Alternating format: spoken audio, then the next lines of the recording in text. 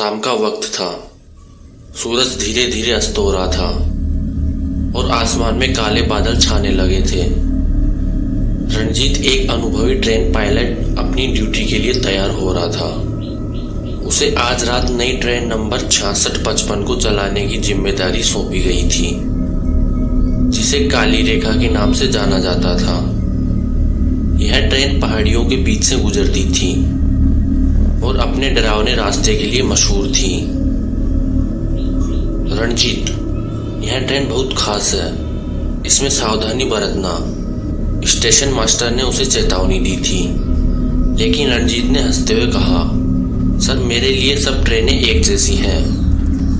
लेकिन उसे इस बात का अंदाजा भी नहीं था कि यह यात्रा उसकी जिंदगी की सबसे भयानक यात्रा बनने वाली थी।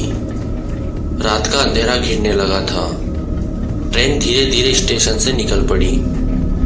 रणजीत अपनी कैबिन में बैठा, मशीनों की आवाज और ट्रे की खड़खड़ाहट के बीच खोया हुआ था। उसकी नजरें सामने की पटरियों पर थी, जहां एक हल्का सा कोहरा फैल रहा था। कुछ देर बाद ट्रेन जंगल के बीचों बीच पहुंची। चारों तरफ घना अंधेरा था। केवल ट्रेन की हेडलाइट्स की रोशनी ही रास्ता दिखा रही थी। रणजीत को महसूस हुआ कि ट्रेन के अंदर एक अजीब सी ठंडक फैलने लगी है। उसने सोचा कि शायद यह रात के वक्त की ठंड हो सकती है, लेकिन उसके दिल में एक अजीब सा डर भी पनपने लगा था। ट्रेन के अंदर से कुछ अजीब सी आवाजें आने लगी। पहले तो रणजीत ने ध्यान नहीं दिया, लेकिन आवाजें तेज होती गई। ऐसा लग रहा था जैसे वो ट्रेन के अंदर चल रहा हो। वह घबराया, लेकिन फिर भी उसने खुद को समझाया कि यह उसका भ्रम हो सकता है। लेकिन तभी एक जोरदार चीख ने उसकी सारी कल्पनाओं को ध्वस्त कर दिया। वह तेजी से उठा और ट्रेन के कोच में गया, लेकिन वहां कोई नहीं था। सब कुछ सामान्य लग रहा था, सिवाय उस ठंडक के जो अब और भी गहरी हो गई थी। रणजीत के मन में सवाल उठने लगे। उसने अपनी जगह पर लौटने का फैसला किया, लेकिन वापस आते समय उसकी नजर ट्रेन के आखिरी कोच पर पड़ी, जो बिल्कुल खाली था। लेकिन उसे लगा कि उस कोच के अंदर कोई खड़ा है, किसी इंसान की परछाई। रणजीत की धड़कनें तेज हो गई। उसने उस कोच की ओर बढ़ने का फैसला किया, लेकिन जैसे ही वह दरवाजे के पास पहुंचा, दरवाजा अचानक बंद हो गया। वह हक्का बक्का रह गया। कौन है वहां? उसने जोर से पुकारा, लेकिन कोई जवाब नहीं मिला। तभी ट्रेन ने अचानक जोर का झटका खाया, जैसे कि किसी ने उसे जबरदस्ती रोकने की कोशिश की हो। रणजीत के पैर लड़खड़ा गए और वह जमीन पर गिर पड़ा। उसने जल्दी से उठकर ट्रेन के कंट्रोल को चेक किया, लेकिन सब कुछ सामान्य था। रणजीत की धड़कनें तेज हो रही थी। उसने कंट्रोल पैनल को चेक किया, लेकिन सब कुछ सामान्य लग रहा था। फिर भी उसके मन में अजीब सा डर बैठ गया था। वह जानता था कि कुछ तो गड़बड़ है, लेकिन वह उसे समझ नहीं पा रहा था। ट्रेन अब एक घने जंगल के बीच से होकर गुजर रही थी। बाहर का दृश्य एकदम भयावह था। चारों ओर घना अंधेरा, बीच बीच में दिखने वाले बड़े बड़े पेड़ और कहीं कहीं से सुनाई देने वाले जानवरों की अजीब आवाजें। रणजीत को यह महसूस होने लगा कि शायद यह ट्रेन वाकई में काली रेखा नाम के काबिल है। तभी रणजीत ने अपने आसपास कुछ अजीब सी गतिविधि महसूस की। उसे लगा जैसे ट्रेन के केबिन के अंदर कोई और भी है। उसने धीरे धीरे अपनी नजरें घुमाई और उसे खिड़की के शीशे में एक परछाई दिखाई दी। वह परछाई इंसान की तरह दिख रही थी, लेकिन उसका चेहरा साफ नहीं था। रणजीत ने घबराकर पीछे देखा, लेकिन वहां कोई नहीं था। उसने फिर से शीशे में देखा। परछाई अब भी वहीं थी और इस बार वह ज्यादा करीब थी। रणजीत का दिल अब तेजी से धड़कने लगा। उसने तुरंत अपनी नजरें हटाई और ट्रेन को तेजी से चलाने का प्रयास किया। ट्रेन की स्पीड बढ़ने लगी, लेकिन उस परछाई ने रणजीत का पीछा नहीं छोड़ा। अब वह उसे ट्रेन के अंदर हर कोने में नजर आ रही थी। ऐसा लग रहा था जैसे वह परछाई उसके चारों ओर घूम रही हो, उसे घूर रही हो। रणजीत ने अपने आप को संभालने की कोशिश की, लेकिन डर उसके हर प्रयास को विफल कर रहा था। उसने खुद को समझाने की कोशिश की कि यह सब उसकी थकान का नतीजा है, लेकिन उसकी आत्मा मानने को तैयार नहीं थी। तभी ट्रेन के अंदर अचानक से लाइटें बंद हो गई। रणजीत के हाथ से कंट्रोल पैनल छूट गया और वह अंधेरे में घिर गया। उसने घबराकर लाइट्स को दोबारा चालू करने की कोशिश की, लेकिन वे जलने का नाम ही नहीं ले रही थी। अंधेरे में उसकी सांसें और भी तेज हो गई। उसे अपने आसपास किसी के होने का एहसास हो रहा था। वह पूरी तरह से घबरा गया और तब उसे अचानक से किसी के हंसने की आवाज सुनाई दी। वह आवाज बहुत ही भयावह थी, जैसे कोई आत्मा उसकी तरफ बढ़ रही हो। रणजीत ने तुरंत अपने आसपास देखा, लेकिन अंधेरे में कुछ भी साफ नहीं दिख रहा था। हंसी की आवाज अब और भी तेज हो गई और रणजीत ने महसूस किया कि वह आवाज उसके बहुत करीब से आ रही है। तभी ट्रेन के बाहर की लाइट्स अचानक से जल गई और रणजीत ने जो दृश्य देखा उसने उसकी रूह कपा दी। ट्रेन की खिड़कियों के बाहर सैकड़ों भूतिया चेहरे लगे हुए थे जो उसे घूर रहे थे। उनके चेहरे विकृत और भयानक थे और उनकी आंखों में एक अजीब सी चमक थी। रणजीत का शरीर एकदम ठंडा पड़ गया। उसने चाहा कि वह इस जगह से कहीं भाग जाए, लेकिन वह ऐसा नहीं कर सकता था। वह ट्रेन का पायलट था और ट्रेन को चलाना उसकी जिम्मेदारी थी। लेकिन उन चेहरों के बीच उसने एक चेहरा देखा जो उसे कहीं देखा हुआ लग रहा था। वह चेहरा उसकी पत्नी का था, जो कई साल पहले एक ट्रेन हादसे में मारी गई थी। रणजीत की आंखों में आंसू आ गए। यह कैसे हो सकता है? उसने खुद से सवाल किया। उसकी पत्नी यहाँ कैसे हो सकती है? पर उसकी पत्नी की आत्मा उसे घूर रही थी और उसके चेहरे पर एक अजीब सी मुस्कान थी। रणजीत के दिल में एक भयानक शक बैठ गया। क्या वह अभी भी जीवित है या वह भी मर चुका है और अब इन भूतिया आत्माओं के बीच फंस गया है? रणजीत की आंखें डर से फैल गई। उसने अपनी पत्नी के चेहरे को खिड़की के बाहर देखा और वह यकीन नहीं कर पा रहा था कि यह वास्तविक है। उसकी पत्नी की मौत तो सालों पहले हो चुकी थी, फिर वह यहाँ कैसे हो सकती है? रणजीत ने खिड़की की ओर कदम बढ़ाया, लेकिन उसके कदम जैसे जड़ गए हो। वह एक अजीब सा आकर्षण महसूस कर रहा था, जैसे कि वह चाहकर भी उस चेहरे से नजरें नहीं हटा सकता था।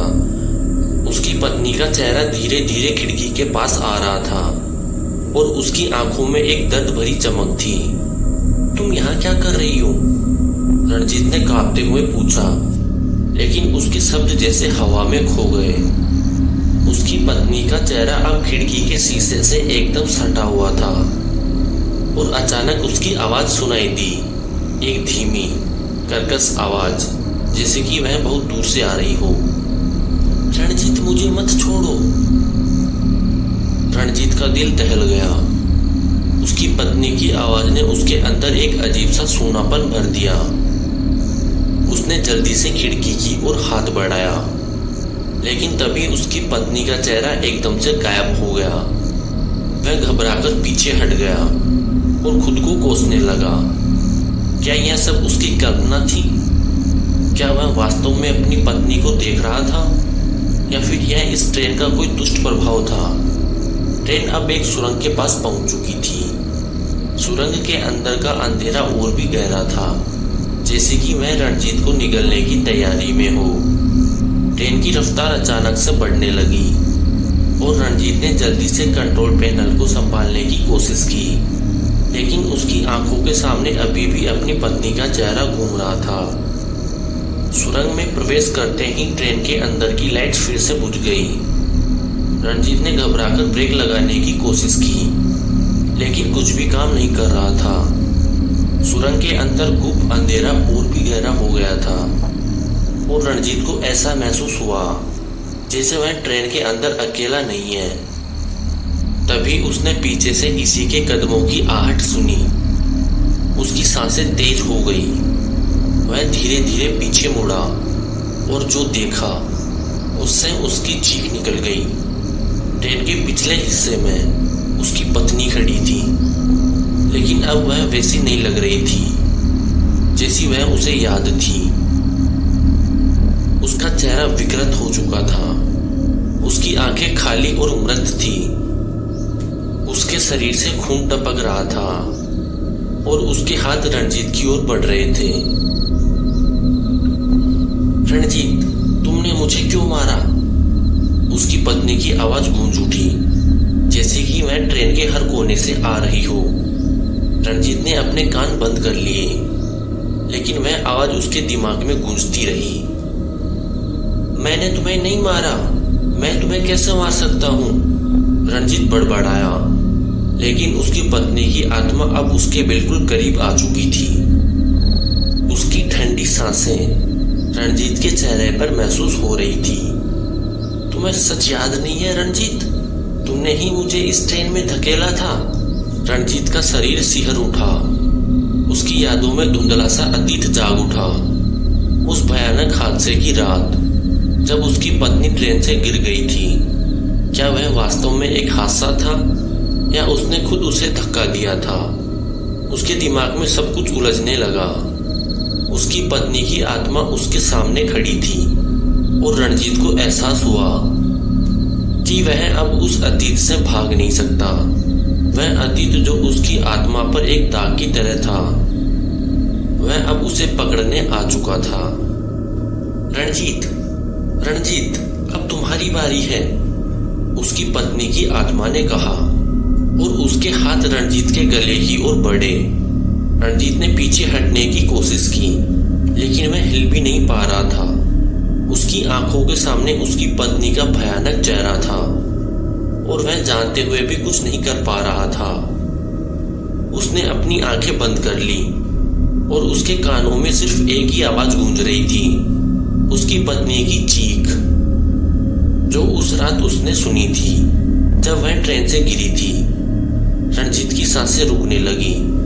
उसकी पत्नी की आत्मा अब उसके बेहद करीब थी और उसे महसूस हुआ कि यह शायद उसका अंत है। लेकिन तभी ट्रेन के बाहर एक जोरदार धमाका हुआ और ट्रेन एक जोरदार झटके के साथ रुक गई। रणजीत ने आंखें खोली और देखा कि उसकी पत्नी की आत्मा गायब हो चुकी थी। वह तेजी से सांस लेने लगा और खुद को संभालने की कोशिश की, लेकिन ट्रेन के बाहर का दृश्य और भी भयानक था। सुरंग के बाहर ट्रेन एक पुराने पुल पर रुकी थी और उस पुल के नीचे गहरी खाई थी। रणजीत ने खिड़की से बाहर देखा और उसे समझ नहीं आया कि ट्रेन कैसे रुक गई, लेकिन वह जानता था कि अब वह भी खतरे में है।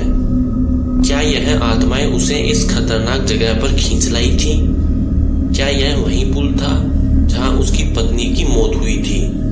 रणजीत का मन सवालों से भर गया, लेकिन उसके पास जवाब नहीं था।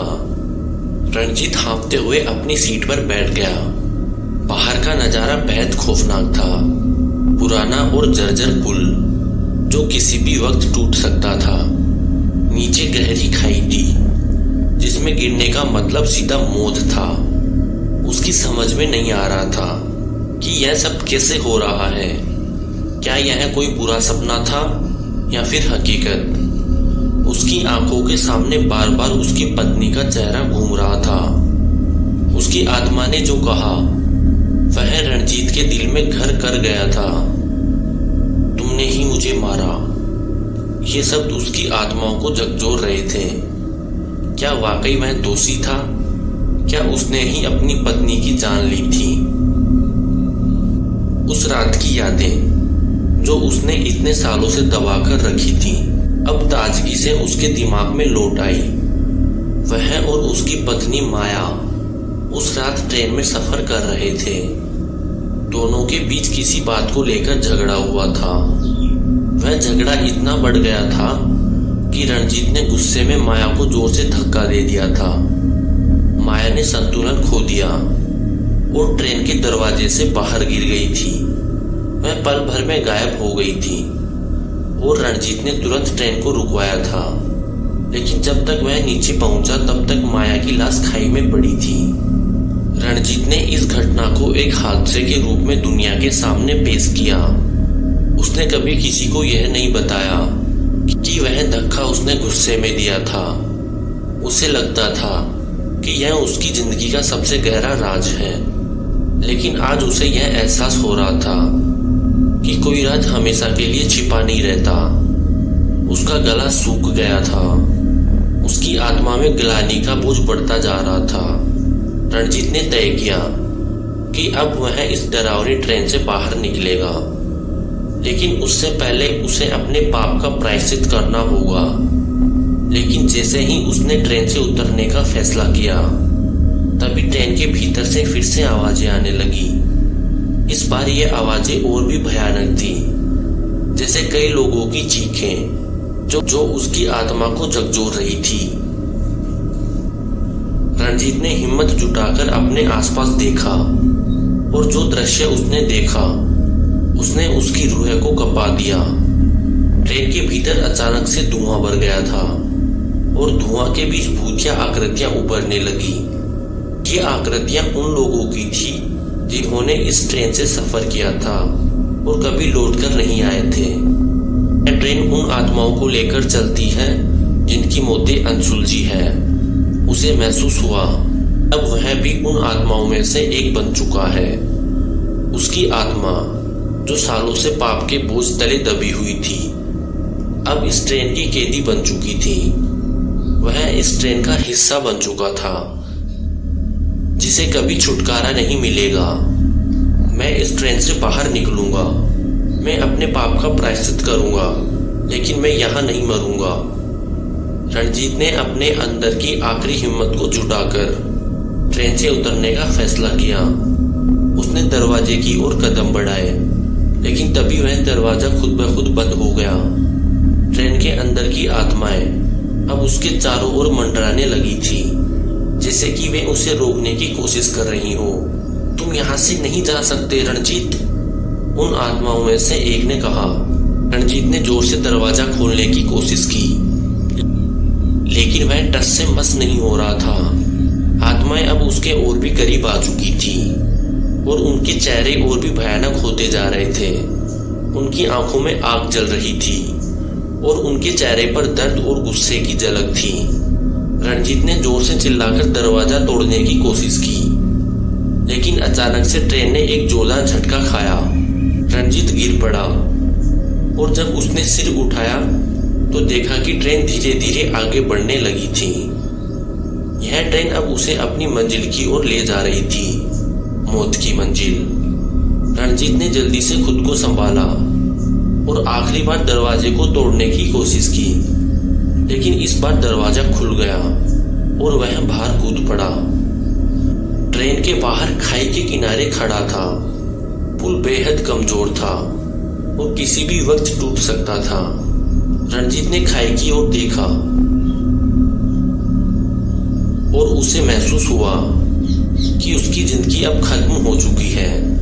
उसने खुद को माया की यादों में डूबने दिया और वह खुद को उस पल के लिए तैयार करने लगा जो आने वाला था। लेकिन तभी उसे किसी ने पीछे से धक्का दिया और वह खाई में गिरने लगा। गिरते वक्त उसने सिर्फ एक ही चेहरा देखा, माया का, जो उसके पाप का बदला लेने आई थी। रणजीत की आंखों में आंसू आ गए। उसने खुद को अंधेरे में गिरने दिया और आखिरी सांस लेने से पहले उसने माया से माफी मांग ली। लेकिन उसे यह एहसास था कि यह माफी शायद कभी मंजूर नहीं होगी। रणजीत खाई में गिरता जा रहा था। उसे लगा कि अब उसका अंत निकट है और वह अपनी पत्नी माया की भयानक आत्मा के साथ अपने पापों का सामना करने के लिए तैयार हो गया। लेकिन तभी उसकी गिरावट रुक गई। वह अधर में लटका हुआ था, जैसे किसी अदृश्य ताकत ने उसे रोक लिया हो। रणजीत ने अपनी आंखें खोली और देखा कि वह एक पेड़ की मोटी शाखा से लटक रहा था। पेड़ खाई की दीवार से चिपका हुआ था। और उसी ने रणजीत की जान बचाई थी। उसने जल्दी से अपनी पकड़ मजबूत की और सांसें बहाल करने की कोशिश की। उसकी आत्मा में डर अब भी था, लेकिन एक नई उम्मीद भी जागी थी। रणजीत ने नीचे की ओर देखा। अभी भी खाई की गहराई में जाने का खतरा था।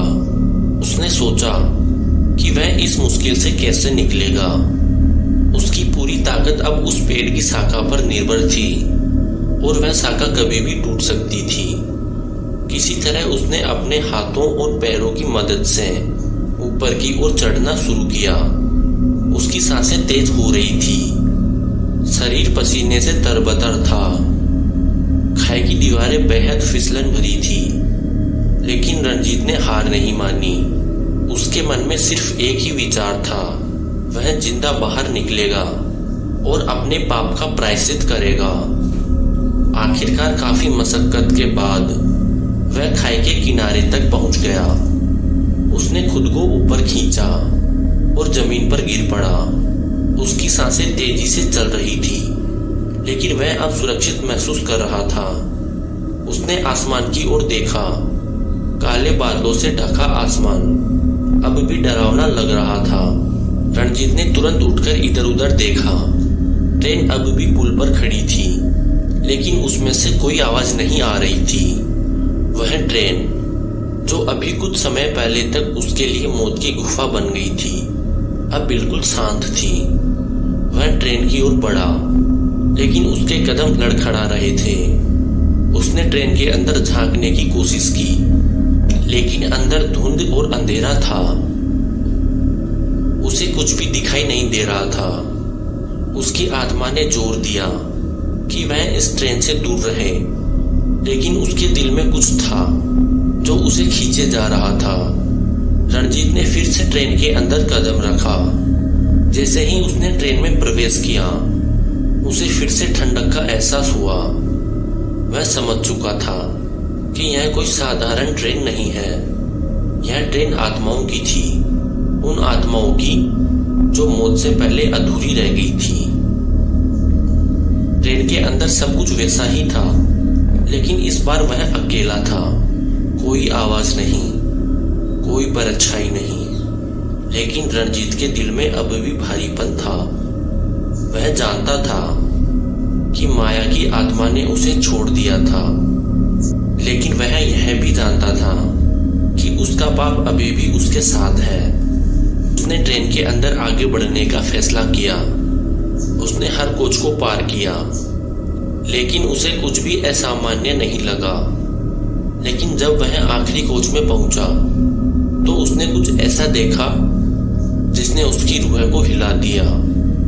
आखिरी कोच में माया का वही चेहरा सामने था, लेकिन इस बार वह विकृत नहीं था।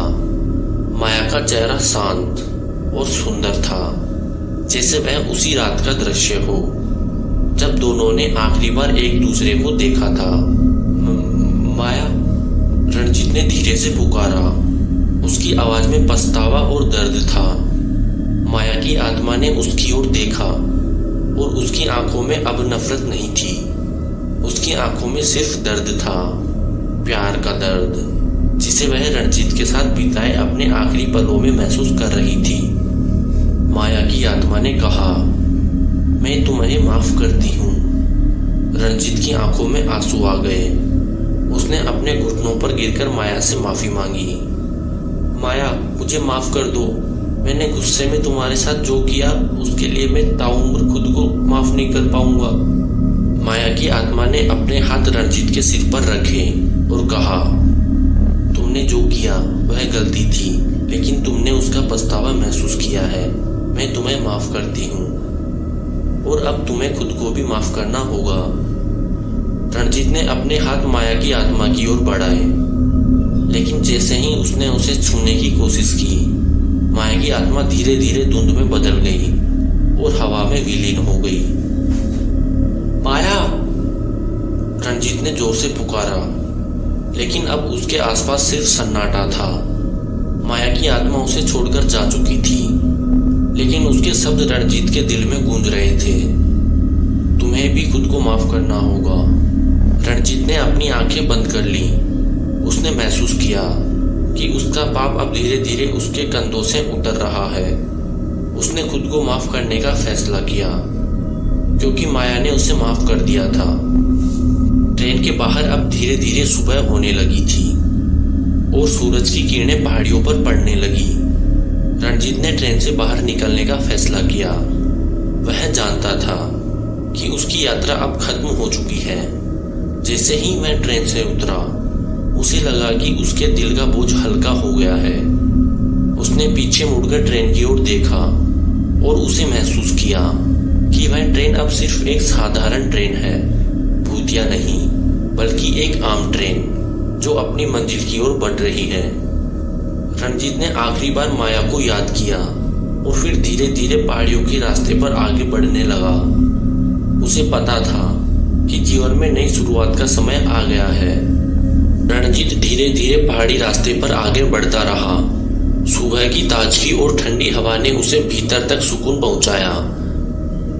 उसे अब महसूस हो रहा था कि वह एक नए जीवन की ओर बढ़ रहा है। माया की आत्मा ने उसे माफ कर दिया था। इससे उसकी आत्मा को शांति मिली थी। जैसे जैसे वह आगे बढ़ रहा, उसकी सोच भी साफ होती गई। उसने महसूस किया कि पिछले कुछ सालों में उसने खुद को कितना खो दिया था। वह अपने पाप के बोझ तले दबा हुआ था और इसी वजह से वह कभी भी अपने जीवन में शांति नहीं पा सका। लेकिन अब उसे ट्रेन यात्रा के बाद वह समझ चुका था कि खुद को माफ करना ही सबसे बड़ी सजा और सबसे बड़ा पुरस्कार है। उसने सोचा कि वह अपने जीवन को एक नई दिशा देगा, ऐसी दिशा जिसमें वह अपने पापों का प्रायश्चित कर सके और दूसरों की मदद कर सके। रणजीत को जल्दी ही एक गांव दिखा। वह गांव बहुत ही शांत और सुंदर था, पहाड़ियों के बीच बसा हुआ था।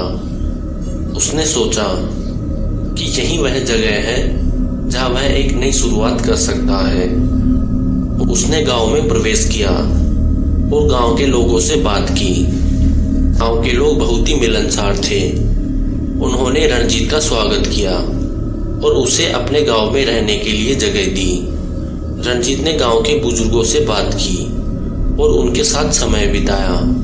उसने महसूस किया कि गांव के लोग भी अपने तरीके से जीवन के संघर्षों से जूझ रहे हैं, लेकिन वे हमेशा एक दूसरे के साथ खड़े रहते हैं।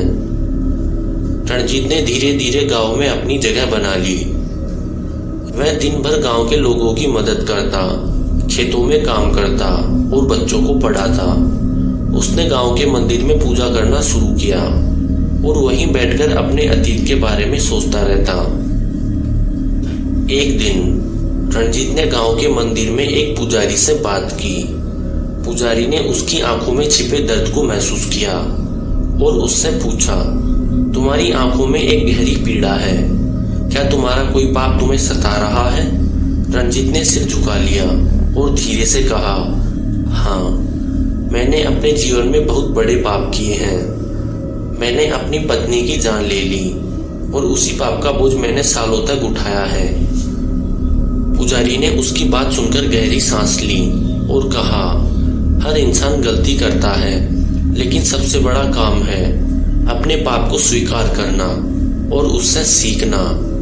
अगर तुमने अपनी गलती स्वीकार की है और सच्चे दिल से पछतावा किया है तो भगवान तुम्हें माफ कर देंगे। रणजीत ने सिर हिलाया और कहा, मैंने माया से माफी मांगी है और उसने मुझे माफ कर दिया है, लेकिन मुझे नहीं पता कि क्या मैं खुद को माफ कर सकता हूँ। पुजारी ने मुस्कुराते हुए कहा, भगवान के दरबार में सच्चे दिल से मांगी गई माफी कभी अस्वीकार नहीं होती। खुद को माफ करना भी उतना ही जरूरी है जितना दूसरों से माफी मांगना। हमें यह समझना होगा कि जीवन में आगे बढ़ने के लिए तुम्हें खुद को माफ करना ही होगा। रणजीत ने पुजारी की बातों पर गहराई से विचार किया। उसे एहसास हुआ कि पुजारी सही कह रहा था। उसने खुद को माफ करने का निर्णय लिया और उसी दिन से उसने अपने जीवन में एक नई शुरुआत की।